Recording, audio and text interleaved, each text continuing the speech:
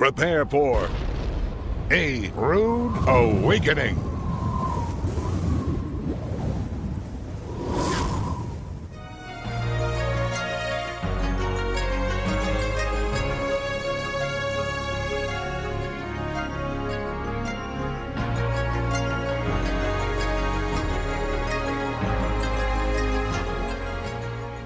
And we see that he says that the heavens declare the glory of God. The firmament shows his handiwork. The heavens do not declare anything about your personal life. But it is that the heavens declare God's glory. The firmament shows his handiwork. Day unto day the heavens utter speech. Night unto night the stars show knowledge.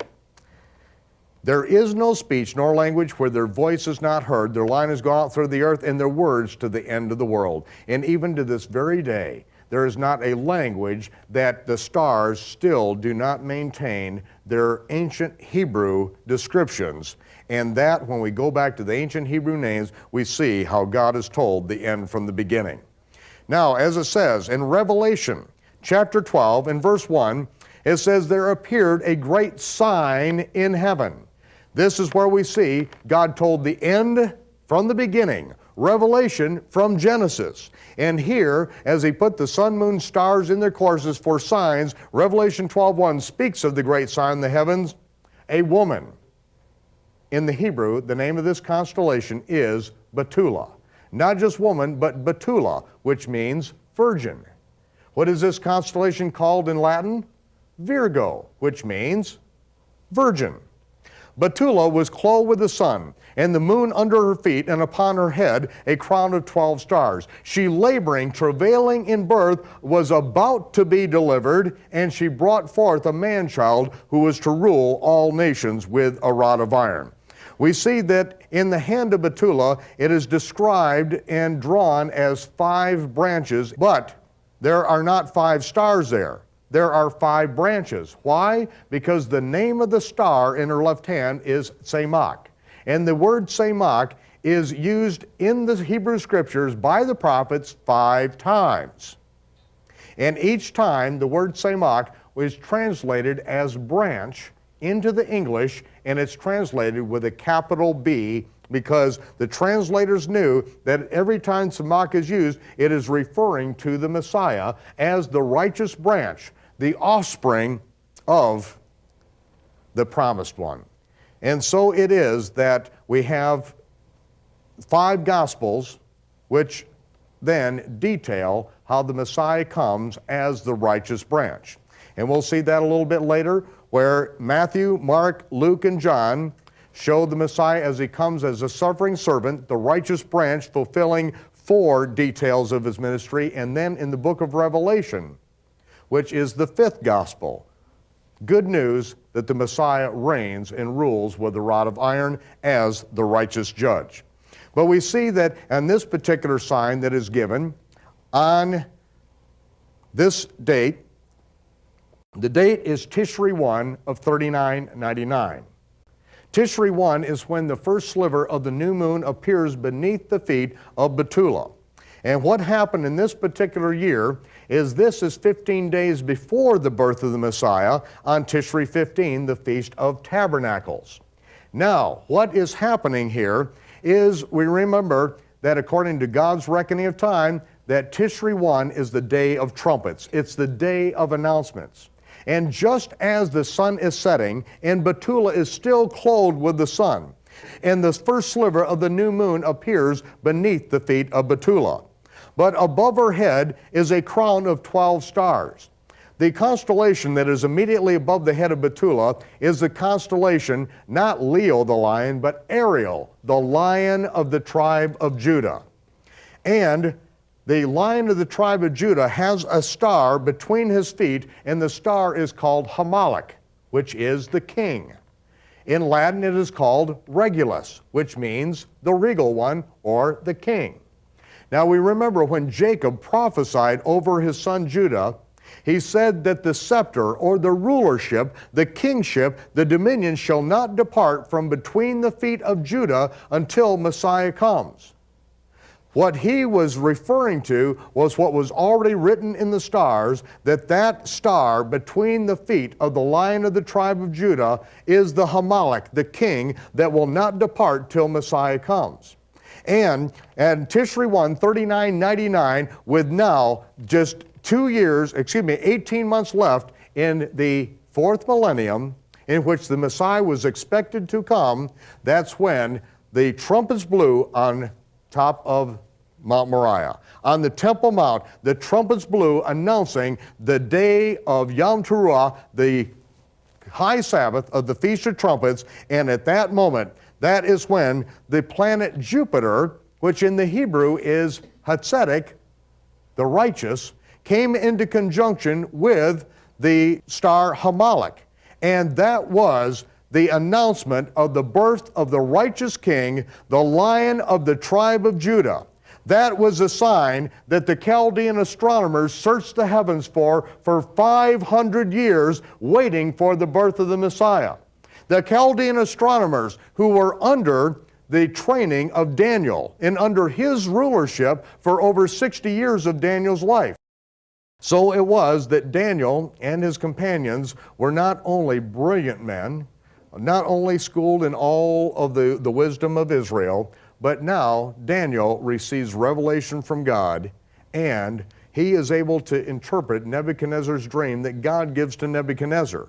Why does God give it to Nebuchadnezzar and now Daniel interprets it? Because Daniel, when he interprets it, he is made the president of Babylon immediately under Nebuchadnezzar. He is made a very, very wealthy young man, and he has the authority right underneath Nebuchadnezzar, king of Babylon. And he is put in charge of all the Chaldean astronomers. Many of the Chaldean astronomers were young Jewish men that were raised in this knowledge, and they stayed behind in Babylon for hundreds of years. In fact, when they came back from the Babylonian captivity, there were hundreds of thousands of Jews that had not returned to Israel. Many of them were astronomers in the land of Babylon. Now we see that Daniel was the president of Babylon under Nebuchadnezzar, then under Belshazzar, and then under Darius the Mede. Each time he was made extremely wealthy. And we see that throughout his life he is given revelation. He knows when the Messiah is going to be born, and there are also things that he is told to seal up and to not write because they are not for the general dissemination to the public. But Daniel, before he died, Daniel being a eunuch, extremely wealthy, at the end of his life, now gives his instructions to the Chaldean astronomers. Daniel, who has no offspring to whom he would pass down his treasure, now puts it in the hands of those Jewish Chaldean astronomers and said, when you see this sign in the heavens, I want you to take my treasure and lay it at the feet of my Lord. For 500 years, those Chaldean astronomers watched the heavens.